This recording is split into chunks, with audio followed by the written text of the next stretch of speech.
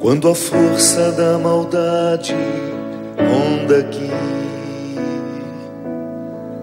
quando a sombra da tristeza cai em mim, quando chegam as batalhas que atormentam o coração, eu me lembro que Tu és minha proteção. Nas pedras das estradas onde andei, nas perdas que enfrentei para ser quem sou,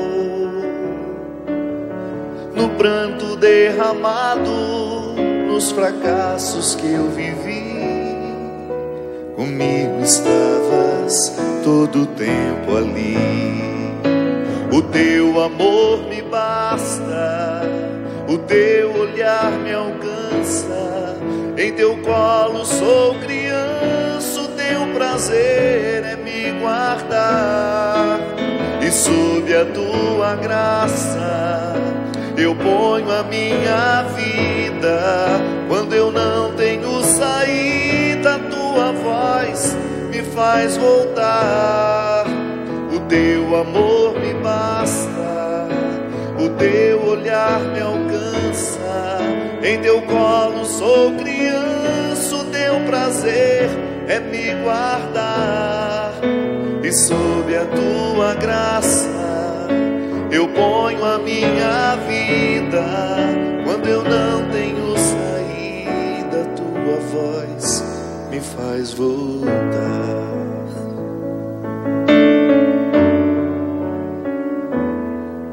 Nas pedras das estradas onde andei, nas perdas que enfrentei para ser quem sou, no pranto derramado, nos fracassos que eu vivi, comigo estavas todo o tempo ali.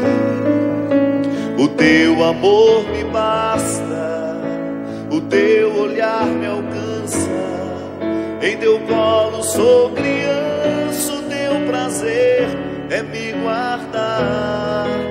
E sob a Tua graça eu ponho a minha vida. Quando eu não tenho saída, Tua voz me faz voltar. O Teu amor me basta, o Teu olhar me alcança, em Teu colo sou criança, o Teu prazer é me guardar. E sob a Tua graça eu ponho a minha vida. Quando eu não tenho saída, Tua voz me faz voltar.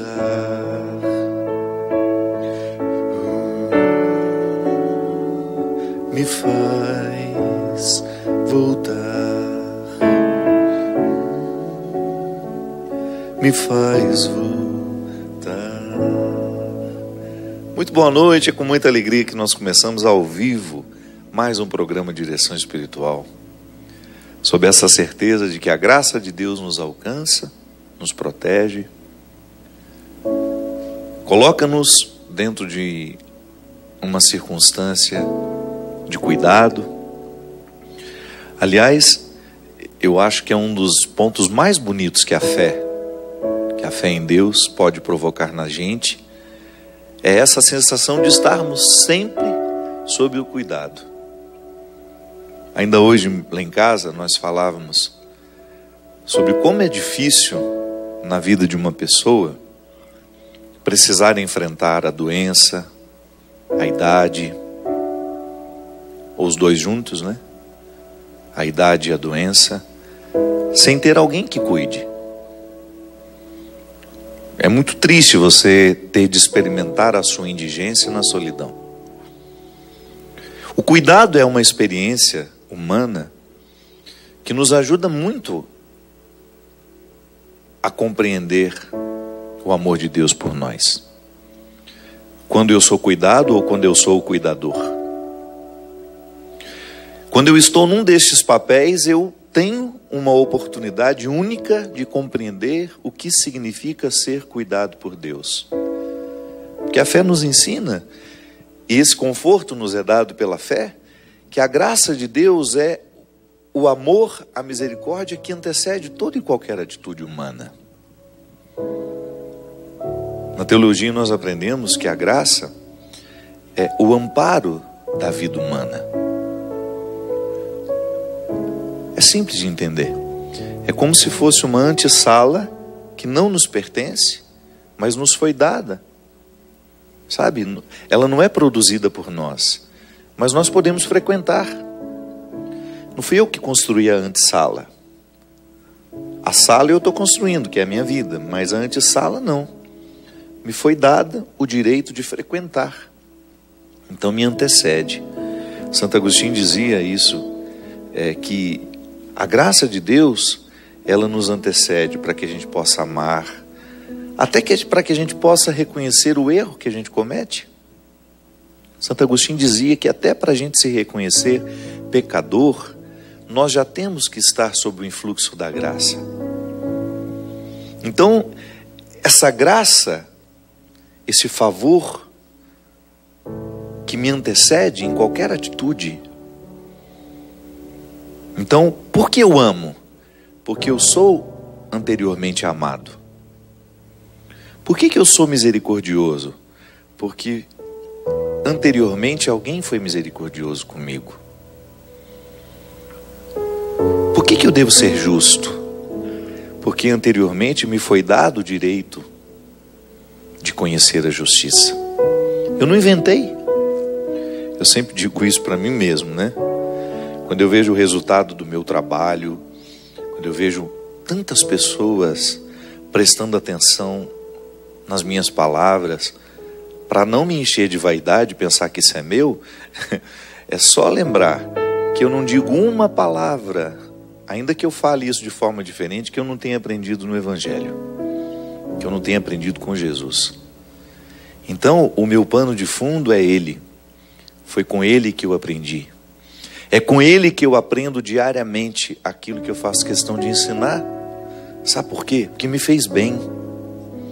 Quando eu descobri que Deus é amor, quando eu tive a oportunidade de conhecer a misericórdia de Deus que nós celebramos no último final de semana,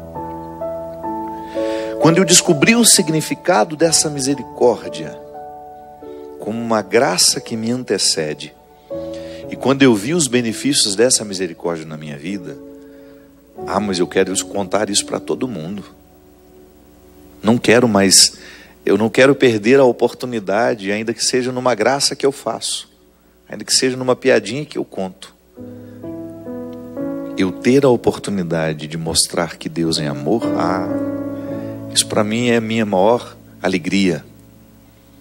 Despertar o sorriso numa pessoa, trazer alegria para a vida dela, e aos poucos ir contando esse segredo, que para muita gente é segredo e fica segredo a vida inteira, né? Porque às vezes eu encontro pessoas que acreditam num Deus tão legalista, tão cruel, que não sobra nenhum espacinho para misericórdia. Não é esse Deus que nós acreditamos. Não é o Deus que Jesus nos revela. Pode até ser o Deus que está em algumas passagens do Antigo Testamento, mas não se esqueça que você é um filho do Novo Testamento. Você é um filho da graça. A graça de Deus que lhe antecedeu em tudo. É o sustento da sua vida. Então, ter fé é você reconhecer que em nenhum momento você esteve sozinho.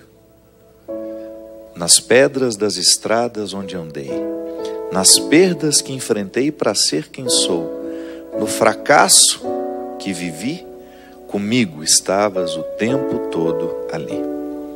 O teu amor me basta, o teu olhar me alcança, em teu colo sou criança e o teu prazer é me guardar, e sob a tua graça eu ponho a minha vida. Quando eu não tenho saída, a tua voz me faz voltar. Essa música eu compus na pressa, confesso para você. Eu estava terminando o CD Clareou, que nós estamos lançando agora. Inclusive hoje, se você quiser, você pode ligar para adquirir o seu. Está aqui, vai mostrar? Não tem como mostrar aqui, não tem? O CD Clareou está ajudando a Canção Nova a pagar as dívidas neste mês. Isso, está aqui, ó. Pode ligar, 0 operadora 0 operadora 12 31 86 2600. Essa música que eu acabei de cantar está aqui. Quando eu precisei fazer essa música, faltava... Eles queriam que tivesse uma música minha, além das duas que já tinham.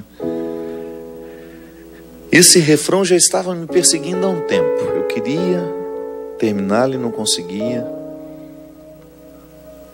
E eu me lembro que no dia que eu fiz a música, eu fui fortemente visitado pelos acontecimentos que foram para mim muito difíceis de serem enfrentados. As lutas, as dificuldades, tudo que fez parte da minha vida nos últimos 2 anos. E o que eu achei interessante é que não existia rancor no meu sentimento, sabe? Quando você olha para um passado que foi difícil, mas sem nenhum rancor, sem aquela pretensão de achar que a vida foi injusta comigo, não. Porque eu sei que tudo aquilo eu suportei, eu pude viver, porque Deus estava me amparando. Foram felizes oportunidades, muito difíceis na hora de serem vividas, mas depois que você olha para trás, você percebe que foram oportunidades felizes que você teve de ser carregado por Deus. Porque quando faltam as forças da gente, só a graça nos basta. Você que está precisando enfrentar a perda de um filho, por exemplo, você não tem forças humanas para ver um filho ser sepultado. Quantas vezes eu estive ao lado de mulheres que precisavam sepultar os seus filhos, não existia força humana para isso. É doído demais. E naquele momento, somente a graça de Deus pode nos ajudar, pode nos sustentar. Perder alguém, como é difícil a gente perder alguém. Perder uma mãe, ter de sepultar uma mãe. Mia Couto dizia de maneira tão poética, né? Não há terra nesse mundo que possa sepultar uma mãe. Eu digo que não há terra neste mundo que possa sepultar uma pessoa que a gente ama, seja qual for o papel dela na nossa vida. Seja por uma ligação biológica, pelo sangue igual que nós temos, ou seja pelo vínculo que a vida nos proporcionou viver. O amor que se estabeleceu e que ficou definitivo. Você ter de sepultar uma pessoa que foi fundamental na sua vida não é fácil, não é brincadeira. Somente quando estamos sustentados pela graça de Deus é que nós damos conta de passar por essas barreiras, por essas tempestades, por essas lutas. Ela nos sustenta, nos dá condições de compreender a fraqueza como uma oportunidade de conhecer esse Deus que nos antecede. Porque é assim, é como se nós tivéssemos esgotado todos os nossos recursos. Eu já dei a minha paciência, eu já dei a minha caridade, eu já dei a minha coragem, eu já dei o meu amor, eu já dei a minha misericórdia e não sobrou nada de mim. Então, Deus vem e me sustenta com aquela reserva, como se fosse o nosso pré-sal, né? Quando você acha que você já esgotou todas as riquezas do solo, você ainda chega ao lugar que não é seu mais, aquela antessala, mas que está à sua disposição como uma reserva para lhe ajudar a prosseguir. Mas o conhecimento dessa graça, o conhecimento dessa reserva, só é possível àqueles que ousam misticamente aprofundarem a sua fé.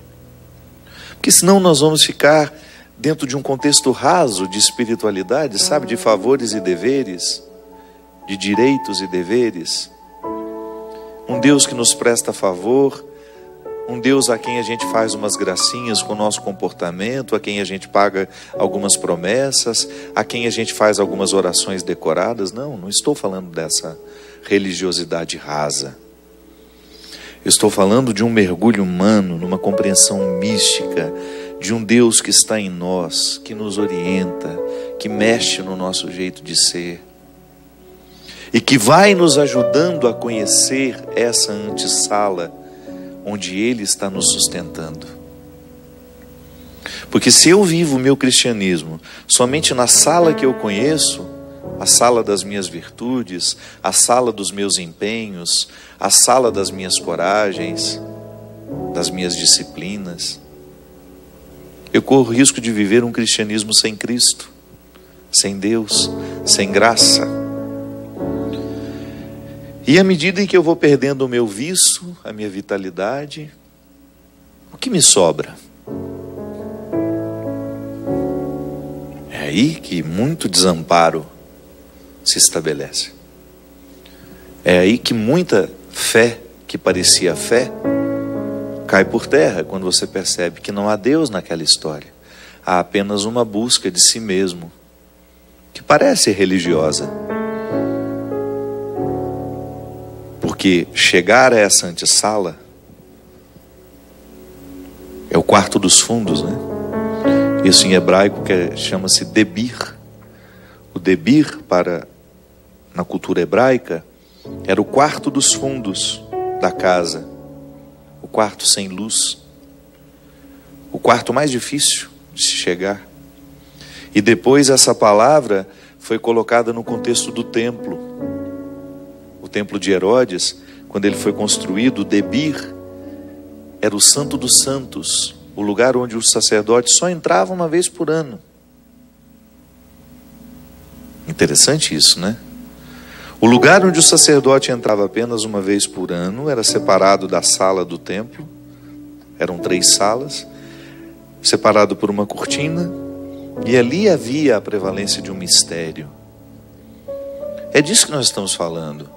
A nossa espiritualidade precisa nos levar ao debir, precisa nos fazer chegar a esse lugar reservado, onde só cabe você e Deus. É lá neste lugar que você aprende a teologia da graça, não academicamente como eu pude aprender. Não estou falando de estudo acadêmico, mas de você compreender na prática da fé o que significa ser sustentado por Deus. Porque essa frase é usada tantas vezes, mas quem de fato sentiu isso? Vamos deixar de hipocrisia. Quem de fato sentiu que depois de não haver mais forças humanas, você experimentou uma força que não era sua, que te segurou? Como o diácono Nelson Correia canta tão verdadeiramente: quem me segurou foi Deus. Sim, chegar à verdade dessa expressão, e não apenas a repetição. Que Deus me sustente na hora da minha dor, tá? É bonito dizer isso. Mas isso só vai acontecer se a minha espiritualidade for aprofundada e eu viver um caminho em Deus que me faça visitar pelo menos de vez em quando esse debir, esse santo dos santos. Porque uma religião que não me coloque a sós com Deus, ela pode ser muitas vezes uma prática social, um compromisso de domingo,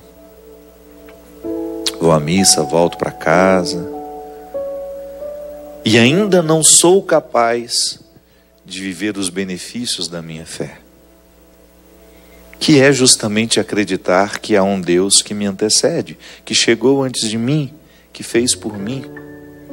Eu acho bonitinho porque eu tenho uma equipe de trabalho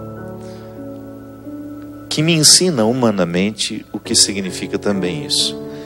Graças a Deus, tenho uma equipe a mesma equipe há muitos anos.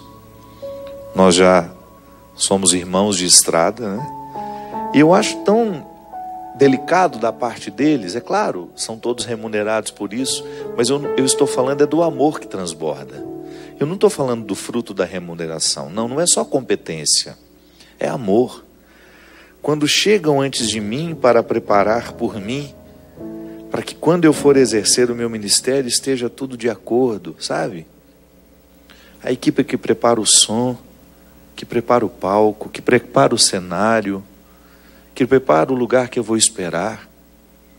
Quantas pessoas realizam com carinho, às vezes um camarim, pessoas que eu nunca vi na minha vida, daquela comunidade que está me recebendo. Você vê os detalhes do carinho nas pequenas coisas. Alguém fez por mim antes de eu chegar. A fé é isso, minha gente. A fé na graça é isso. Deus fez por mim antes de eu chegar. E aí eu vou numa confiança de que eu ter feito a minha parte, claro, eu faço a minha parte. A graça de Deus não dispensa a minha atitude, mas eu vou confiante que Deus está comigo. E é por isso que nesses últimos anos da minha vida, eu tenho encarado, inclusive, às vezes vira até piada para os meus, para aqueles que estão do meu lado. E quando eu vou e o negócio deu errado, eu, antes de ficar nervoso, eu falo, foi um livramento. Não era para ser. Porque antes eu me irritava de um jeito que vocês não imaginam.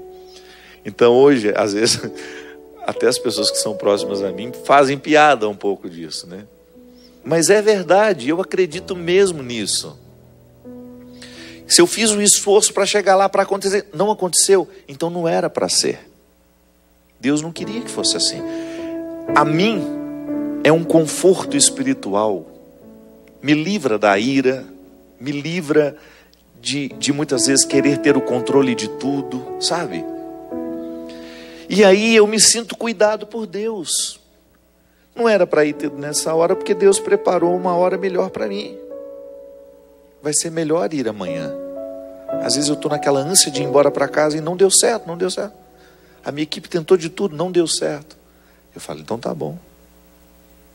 É livramento, não era para ir. Me sinto cuidado por Deus. Faço a minha parte.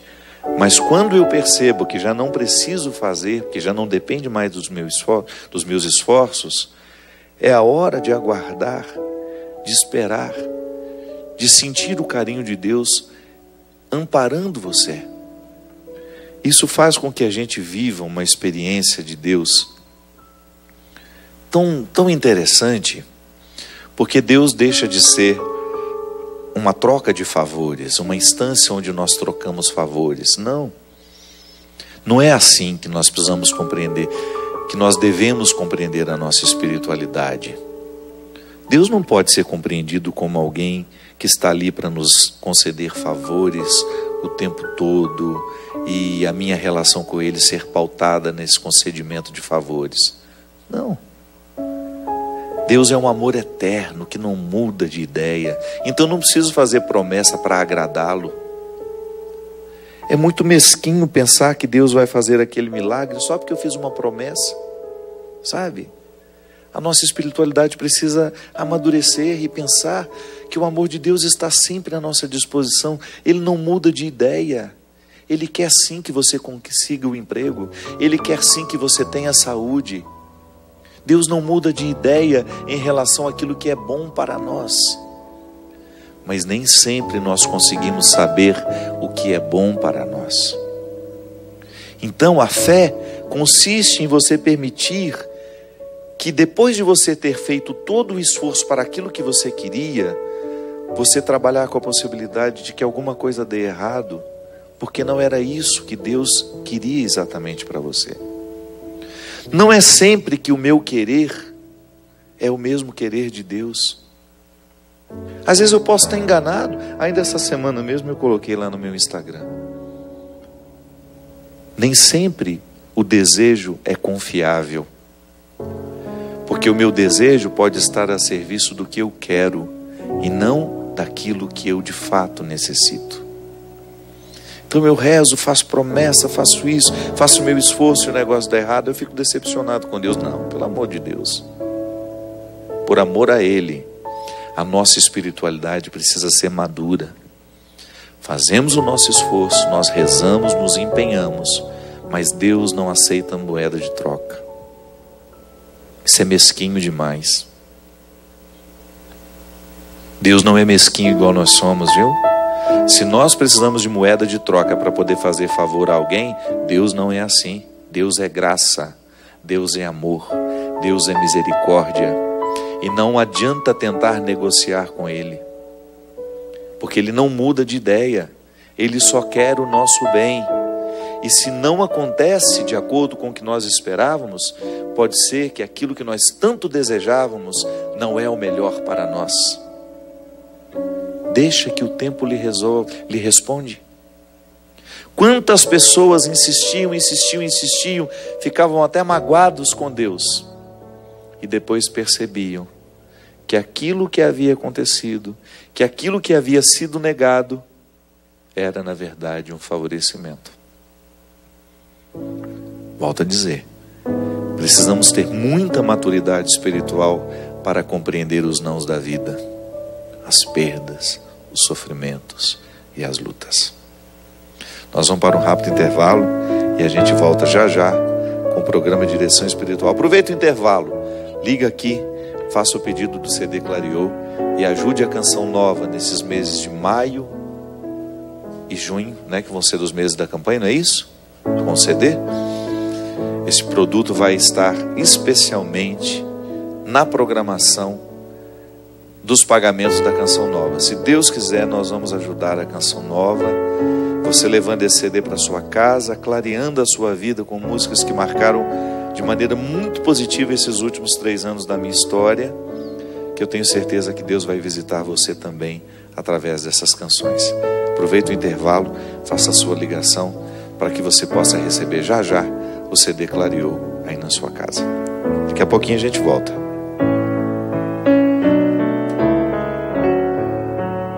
Estamos de volta com o programa Direção Espiritual. Muito obrigado. Estava vendo aqui no intervalo a imagem do Monsenhor Jonas Abib abraçando a Dona Amélia. Eu tive a oportunidade de tê-la no lançamento do CD. Ela foi lá para receber o autógrafo. Dona Amélia que vai fazer 100 anos, agora dia 19 de dezembro. Quero mandar um grande abraço para ela, para a filha que a trouxe. E agradecer pelo testemunho. Ela ficou conversando comigo ali mais ou menos uns 5, 6 minutos, não foi? Ela não ficou do meu ladinho ali enquanto eu atendia as pessoas. E eu fiquei impressionado de ver a lucidez dessa criatura. Uma maneira tão bonita de ver a vida, me contou da história dela. E eu admiro cada vez mais as pessoas que não guardam rancores da vida, que estão reconciliadas com aquilo que sofreram. Da mesma forma como eu também fiquei muito comovido, vocês já me viram algumas vezes com um amigo meu chamado Montenegro. Marcos Montenegro tem um trabalho, ele agencia muitos artistas no Brasil, e eu conheci o Marcos Montenegro há muitos anos, quando Marília Pera gravou o meu livro Mulheres de Aço e de Flores. Inclusive Marília ia fazer o livro no teatro na época, mas aí ela veio a falecer. O Marcos era o empresário da Marília, então nós ficamos muito amigos. Hoje é um grande irmão que eu tenho um carinho imenso por ele. E ele me apresentou uma tia há mais ou menos uns 2 meses. Eu agora não vou me lembrar o nome dela. Eu só sei que essa tia dele, sentada à mesa conosco, começou a contar um pouco a vida dela. E teve um determinado momento, uma vida muito difícil. Um filho que morreu atropelado, o único filho que ela tinha. Contou os detalhes assim de como ele foi morto, era um músico. Não tem muito tempo que isso aconteceu. E uma senhora já de 80 anos, mora sozinha, toma o seu ônibus lá no Rio de Janeiro, mora na Tijuca. Tem uma vida absolutamente ativa, embora já seja uma pessoa de idade. Não admite que a idade lhe imponha, né, mais limites do que deve. Não se entrega. E eu achei muito interessante que houve um determinado momento da vida, da conversa, em que ela parou, olhou para nós assim, estava eu, a Bia, o Antônio Henrique, o Cacau, o Marcos, o filho, eu acho que o filho da Bia, o Bernardo, estava com a gente também. E de repente ela, a mãe do Marcos também, e de repente ela falou assim: mas tudo isso, Padre Fábio, que eu vivi, eu não tenho nenhum rancor com a vida. A vida não me deve nada. Eu estou em absoluto estado de harmonia com tudo que me ocorreu, com tudo que me aconteceu. Às vezes saio da minha casa, alguém diz assim: cuidado que você pode ser assaltada. E ela muito bem humorada também, porque o humor ajuda a pessoa a envelhecer bem, né? Ela diz: se me roubarem alguma coisa é porque ele está precisando mais do que eu. O ladrão, eu não tenho medo dele, ele é meu irmão. E às vezes ele está sofrendo necessidades que eu desconheço. Enfim, uma maneira muito, muito delicada de ver o outro, de ver a vida. E eu fico admirado de encontrar pessoas assim, que tenham essa facilidade de compreender tudo o que lhe ocorreu, porque ela também tinha direito de ficar magoadinha com a vida, né? Chateadinha.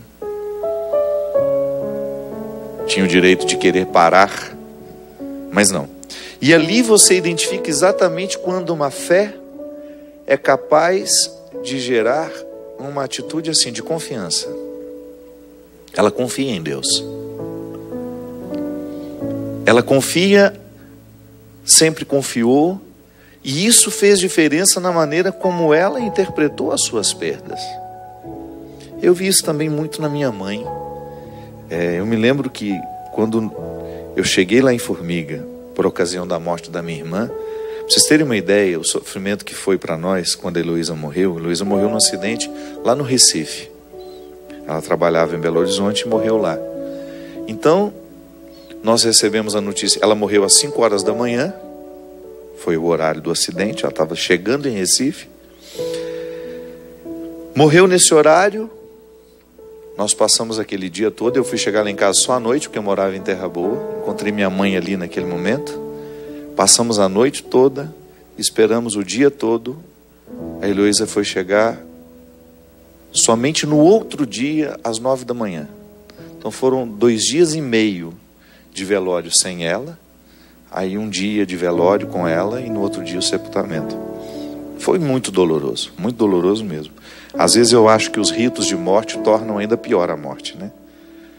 Não sei, eu acho que se não tivesse o velório a gente não sofreria tanto. Claro, sofreria, mas eu acho que o velório torna pior. Eu particularmente penso isso.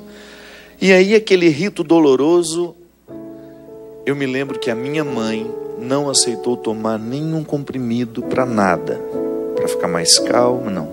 Aliás, ela estava assim, uma tristeza que não tinha fim.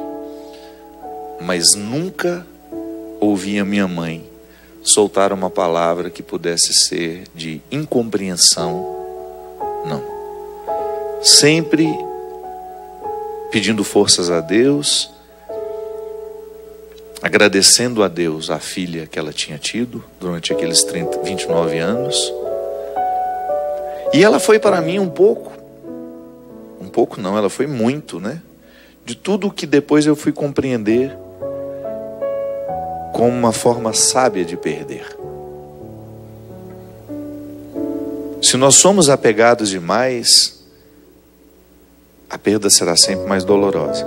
E é impossível, não tem como você dizer: eu não me apego a um filho, eu não me apego a uma pessoa que eu amo. Não. Agora, é impressionante como o não guardar rancor com a vida faz com que a pessoa tenha condições de se recuperar. Porque é dramático, é doloroso demais para todos nós que perdemos. Agora, como nós vamos administrar o que perdemos é o que diferencia um ser humano dos outros. Foi nessa hora que a sabedoria da minha mãe, em não reter a Heloísa morta, em recrutar as forças na confiança, sabe? Em permitir que aquele cuidado de Deus com ela pudesse ali provocar os efeitos que provocam até hoje, né? Que ela perdeu mais uma filha, perdeu a Cida agora, e a experiência da Cida, de perder a Cida agora, nesse momento em que ela está mais fragilizada, né? A minha mãe está muito mais fragilizada agora, fisicamente, emocionalmente, do que quando perdeu a Heloísa. A sabedoria não vai embora, sabe? É uma coisa impressionante. A sabedoria não envelhece, ela só nos aperfeiçoa. Tanto é que quando eu falei com ela pelo telefone, né? Eu falei, mãe, se a senhora quiser, guarde da Cida a lembrança do tempo em que ela estava viva. Não precisa ir lá. E ela me disse assim, não, meu filho, eu vou lá para me despedir dela. Eu vou lá para dar um beijo nela. Ali eu vi a grandeza da minha mãe, né? E não admitir o caminho mais fácil. Que eu confesso para vocês que eu fiz questão de não ir, de não chegar a tempo. Foi uma coisa tão interessante porque a Cida foi uma das irmãs que eu mais tive uma ligação muito forte e ao mesmo tempo foi muito doentia também, sabe? Porque eu acatei muito o fracasso dela para mim durante muito tempo. E depois, Padre Wilson, que foi o meu terapeuta há muito tempo, ele me ajudou a vencer isso. Ele falou assim, você faz mal à sua irmã com o seu excesso de cuidado. Da mesma forma como ela faz mal a você. Você precisa viver a sua vida. E depois disso eu acabei vivendo aquilo que justamente a gente faz, né? Em dizer, o problema é dela, eu vou ajudar naquilo que eu posso. E quando eu soube que ela tinha morrido, eu fiquei assim muito dividido, que ao mesmo tempo que eu queria, eu não queria. E quando eu saí da minha casa de carro, não tinha outro jeito de ir. E quando eu cheguei na estrada, tinha um acidente na Fernão Dias, que não me permitiu, ficamos parados muito tempo. E eu não consegui chegar em tempo para o sepultamento e não podia esperar. Então eu confesso para você que foi um alívio não ver minha irmã morta. Foi um alívio. E eu confesso para você que foi o caminho mais fácil. E que depois eu me culpei por ter escolhido o caminho mais fácil. Quando eu, no outro dia de manhã, primeiro quando eu cheguei lá em casa, né, que eu encontrei a minha mãe, que eu deitei no colo dela, que eu fui consolado por ela, né? É estranho como a relação se inverte, né? Eu sou o padre da casa. Mas ali naquela hora não, fui só o filho mais novo, precisando viver a dor de ter perdido uma irmã de uma maneira tão trágica,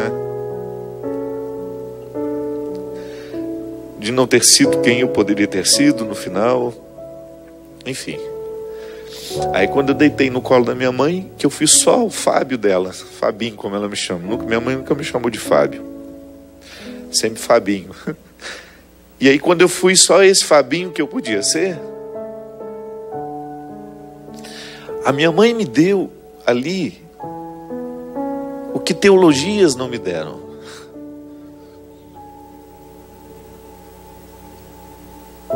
Sabe quando você sorve o resultado da vida de alguém, como se fosse uma osmose mesmo, como se pudesse passar assim, pela força do toque, daquele carinho no meu cabelo, na minha cabeça. Um choro que parecia que nunca mais teria fim. Em nenhum momento ela falou assim, não chore, meu filho, não. Contrário, né? Ela dizia, chora mesmo, meu filho. Você não chegou em tempo, chore mesmo. Você amava muito sua irmã. E sabe quando você percebe que uma pessoa, ela se torna para você um referencial de coragem, de fé, de uma confiança nessa graça de Deus, que você não precisa mais de livros. Sabe, como se você chegasse à conclusão de que tudo o que você precisava saber sobre confiança em Deus, você viu naquela hora. A minha mãe me ofereceu ali. E é tão sofisticado crer em Deus a partir de pessoas. Ah, padre, mas eu não posso colocar a minha confiança em pessoas. Eu não estou falando disso não. Eu estou falando do testemunho que uma pessoa como eu, marcada pelos mesmos limites, pelas mesmas dificuldades, uma pessoa que pôde chegar no mais alto da montanha, que eu ainda não cheguei, uma pessoa que conseguiu recrutar valores, sabe, convicções que eu ainda não consegui. Um ser humano que não teve nem 1% dos estudos que eu tive, que é capaz de me dar uma lição de vida no momento em que eu, ironicamente, me desloco da minha casa para prestar um apoio espiritual à minha mãe, achando que ela estaria fragilizadíssima, que ela estaria necessitada do filho padre. E de repente quem me oferece alma é ela, né? Quem me oferece sustento é ela.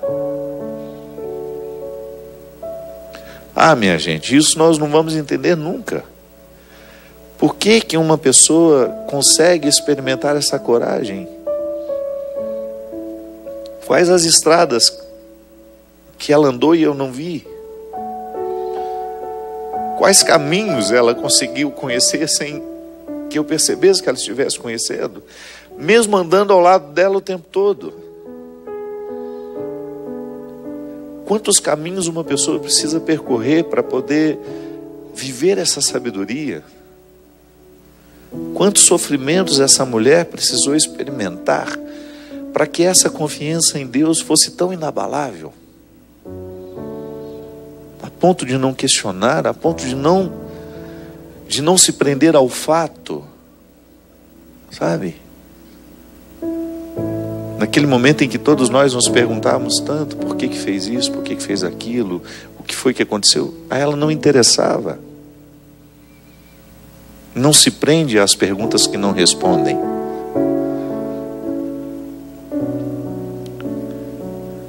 Essa sabedoria, minha gente, que a fé é capaz de nos dar,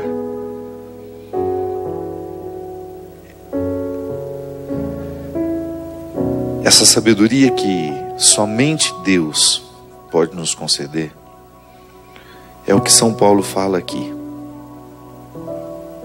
Na segunda carta de Coríntios, capítulo 12, versículo 7, ele fala: para que a grandeza das revelações não me enchesse de orgulho, foi-me dado um espinho na carne, um anjo de Satanás para me esbofetear, a fim de que eu não me torne orgulhoso.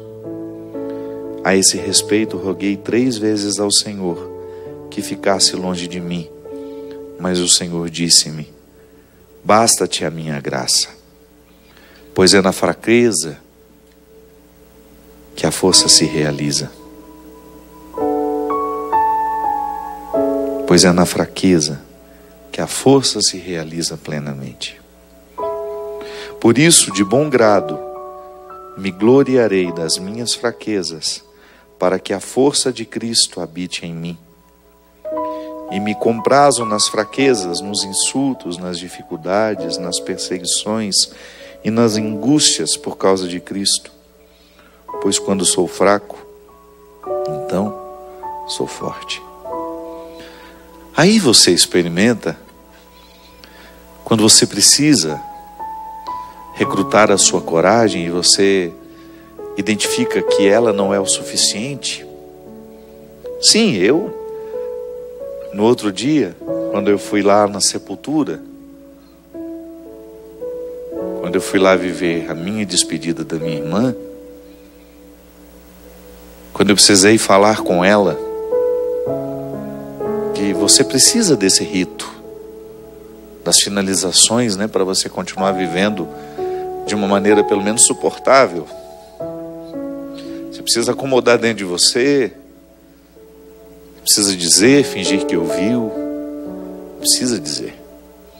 Quando eu fui lá, quando eu fiquei a sós, eu tentei achar essa coragem, eu não tinha. Pedi perdão pela minha fraqueza, só isso. Você também. Certamente você, em alguns momentos, você busca coragem em você e você não encontra.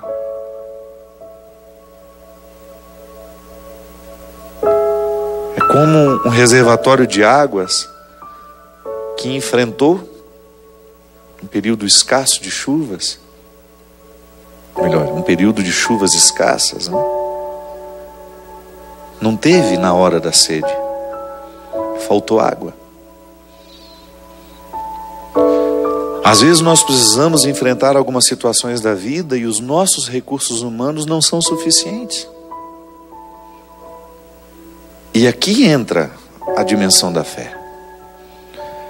Porque mesmo que eu não sinta, porque isso é importante salientar, naquele momento em que eu estava ao lado da sepultura, eu não sentia coragem, mas a minha convicção, que a minha mãe havia me dado antes ali, através de um testemunho, um dia antes, algumas horas antes, nem foi um dia antes, algumas horas antes, porque o meu encontro com ela, eu saí de casa às 2 da tarde, eu consegui chegar lá em casa 9 da noite, quando eu deitei naquele colo, e 8 e pouco da manhã eu estava ao lado daquela sepultura. O que eu tinha experimentado ali naquele colo me sustentou naquela hora em termos de convicção, mas eu não me senti encorajado para estar ali. O que me fez estar ali foi uma convicção misteriosa que aquela mulher me deu em seu colo. Um testemunho que me fez ir adiante, que me fez pensar, eu tenho de estar aqui agora. Eu tenho de viver esse momento. Eu não tenho coragem, mas Deus tem por mim. É aquela antessala, sabe? É a história da antessala. Essa sala que eu tenho não é o suficiente para eu viver o momento. Mas então eu dou um passo atrás e ocupo o espaço da antessala que não é meu, mas que está à minha disposição. Eu sei que a vida também é dura com você. Eu sei que você também precisa enfrentar situações ainda piores do que essa. Eu sei que suas perdas são muitas, suas lutas não são poucas. Eu sei que você tem um coração ferido por muitos motivos, por traições, por desemprego, por dificuldades financeiras, por falta de dignidade, em tantas dimensões. E eu estou aqui para, junto com você, viver esse desafio de descobrir essa antessala que Deus prepara para nos dar sustento toda vez que a vida fica difícil para nós. Eu estou aqui para lhe ajudar, e você me ajuda também, porque eu não estou pronto. Eu estou aqui para lhe recordar aquilo que minha mãe me ensinou no colo dela, ali, sem dizer uma palavra, só permitindo o meu choro, só permitindo o meu desespero, que Deus só enxuga as nossas lágrimas depois que a gente chorou o suficiente. Deus não força o nosso consolo antes de estarmos consolados. Deus não nos pede para sermos corajosos antes de termos condições de ser. Por isso, se tiver de chorar, chora. Se tiver de pedir socorro, peça. Não viva uma fé que lhe coloque num contexto de mentiras. Não queira oferecer a Deus aquilo que você ainda não tem. Porque é justamente nesse momento em que você reconhece que não tem, que as portas da antessala lhe são abertas. Para que você entre, para que você descanse, para que você tenha a oportunidade de viver no colo de Deus, o mesmo que eu tive a oportunidade de viver no colo da minha mãe naquela noite. Não invente, não simule, seja só quem você é. E esse pouco que você é o suficiente para você ter condições de iniciar um recomeço, um novo tempo. Porque esse pouco que você é, tão verdadeiro, tão sem hipocrisias, auxiliado por essa graça, é a fórmula que pode nos tornar grandes. Onde existir alguém honesto, verdadeiro, embasado pela graça de Deus, ali existe um grande ser humano em processo de vir a ser. Derrame sobre nós a bênção e a proteção do céu, do Deus Todo-Poderoso, Ele que é Pai, Filho e Espírito Santo. Amém. Até a semana que vem, se Deus quiser.